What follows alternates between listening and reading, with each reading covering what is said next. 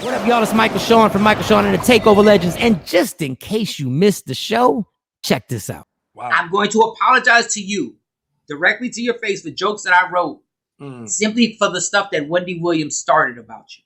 Mm-hmm. I remember. And stuff that she said, and we ain't got to get into all that. Yeah. The fact of the matter is, I didn't know whether they were true or not. I was just trying to get a check and write some comedy behind those jokes. Yeah. How did you deal with those rumors and what was being said about you being a superstar and iconic other superstars? How'd you deal with that?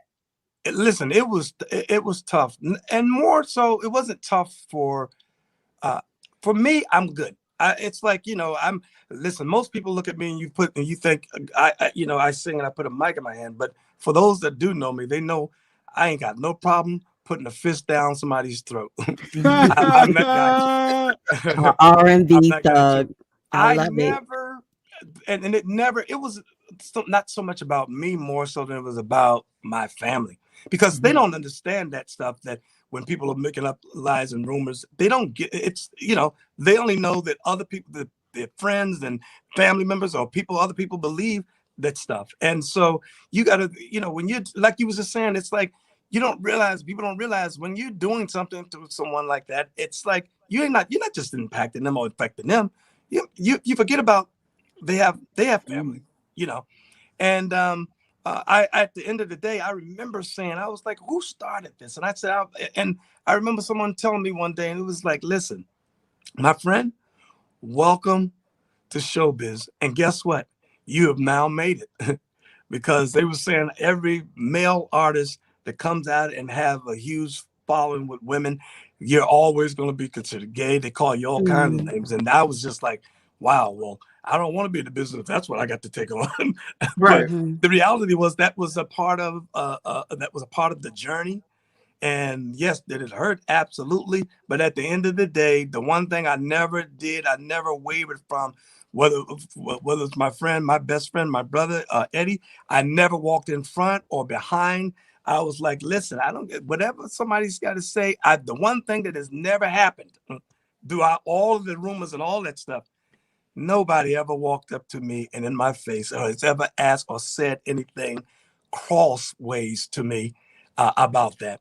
They would all talk behind, but I always said a real man can come. And I've always said, if you come here in front of me talking that, and I said, if you walk away on 2 feet, I'll be whatever you want me to be. You know what's crazy, Johnny, and how immature, and how hungry we are. And I'm not taking myself out of the business. I have been hungry to try and crack a joke to make people laugh or whatever. But then I think about it, the way you and Eddie were rolling, and I'm gonna say it. Yeah. If somebody saw me and Jay Black, we together all the time. All the time. Let me tell you.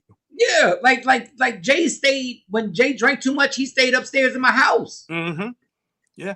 I was let me tell you, I think everybody at some point, maybe you haven't, but most people in their life, you only hope and pray and wish that you'll find and have a best friend, somebody that you will tell and can ride or die. Listen, I never questioned anything that Eddie did or said, and all I knew and have always felt and said, because that's my brother, my road dog, I'm like, yo, let's rock. What we doing? Who do we got to go and fight? What are we doing? Never questioned anything and was like, what they said. And I remember Eddie saying one day, he said somebody was doing a joke. He was doing comedy one night, and somebody was yelling and screaming and yelling and screaming. And he told him, he said, shut up, nigga, before I knock you out with my wallet. And I'm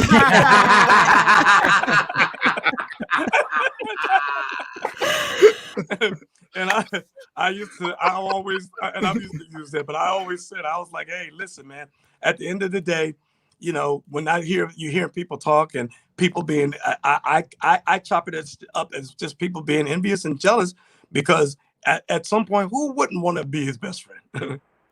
Michael Shawn and the Takeover Legends. Your escape from reality. Right here on Free Agent Radio.